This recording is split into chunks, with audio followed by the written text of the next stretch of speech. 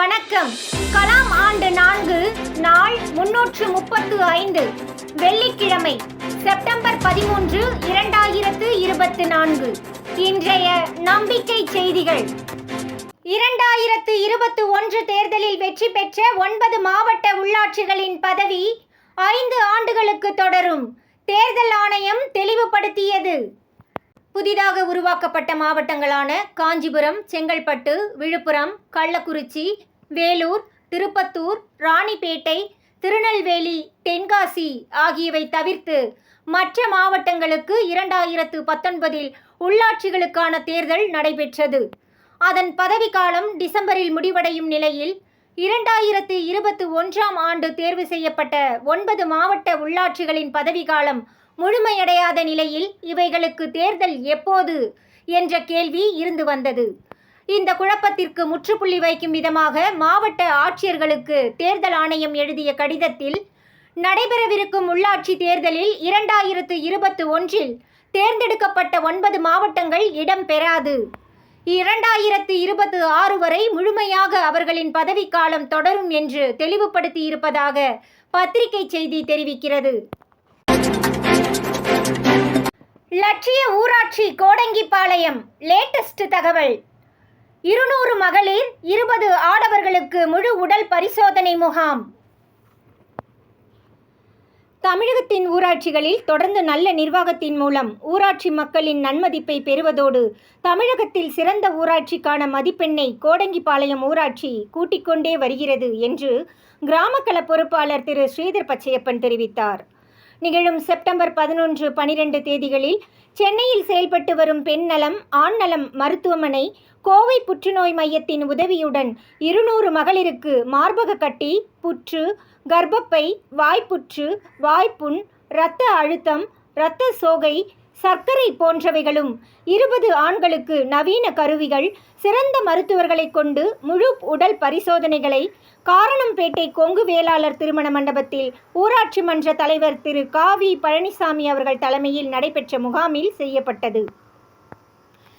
இம்முகாமிற்கான ஒருங்கிணைப்பை மகளிர் கூட்டமைப்பு, கிராம வறுமை ஒழிப்பு சங்கம் ஆகியவை இணைந்து செய்திருந்தன. பல்லடம் ஊராட்சி ஒன்றிய தலைவர் திருமதி தேன்மொழி சிறப்பு விருந்தினராக கலந்து கொண்டதாக கோடங்கிபாளையம் ஊராட்சி அலுவலக செய்திக்குறிப்பு தெரிவிக்கிறது. நாளை தொடங்குகிறது திண்டுக்கல்லில் லட்சிய வேட்பாளர்களுக்கான 4வது முகாம். வருகிற உள்ளாட்சி தேர்தலில் லட்சிய வேட்பாளர்களாக களமிறங்கவிருக்கும் 1000 இளைஞர்களுக்கு 10 முகாம்களில் உள்ளாட்சி நிர்வாகம், தேர்தலை சந்திக்கும் முறை ஆகியவை பற்றி பயிற்சியளிக்க நல்லூர் வட்டம் மக்கள் அரசியல் துறை முடிவு செய்தது.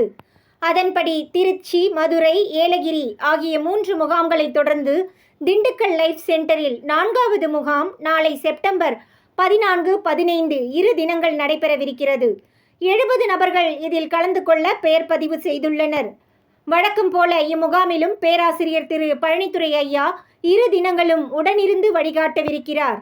அத்துடன் ஆர்டிஐ மாநில பொறுப்பாளர் திரு ஹக்கீம், கிராமக்கள பொறுப்பாளர் திரு ஸ்ரீதர் பச்சையப்பன், அரசியல் கள பொறுப்பாளர் திரு அருள் பிரகாசம், மாணவர் கள பொறுப்பாளர் திரு கௌதம், நல்லூர் வட்ட மாநில வழிகாட்டி திரு அன்பு ஆகியோர் பல்வேறு தலைப்புகளில் நிபுணத்துவத்தை உருவாக்கி கொண்டு பயிற்சியளித்து வருகிறார்கள். இம்முகாமிற்கான முக்கிய ஏற்பாடுகளை திண்டுக்கல்லில் ஹோண்டா டீலரும் திண்டிமாவனம் அமைப்பின் தலைவருமான திரு முருகேசன் செய்து வருவதாக உள்ளாட்சி தலைவர்கள் துறை பொறுப்பாளர் திருமதி ரம்யா தெரிவித்தார். உள்ளம் நாடி இல்லம் தேடி பயணத்தில் அனைத்து நிகழ்வுகளுடன் சொந்த பணிகளுக்கிடையில் நேரம் ஒதுக்கி சமூக பொறுப்பாளர்களின் உள்ளம் நாடி அவர்களின் இல்லம் தேடி சென்று வருவது அமைப்பினரிடையே உறவுகள் வலுப்பெற காரணமாக இருந்து வருவது நல்லூர் வட்டத்தின் அனுபவம்.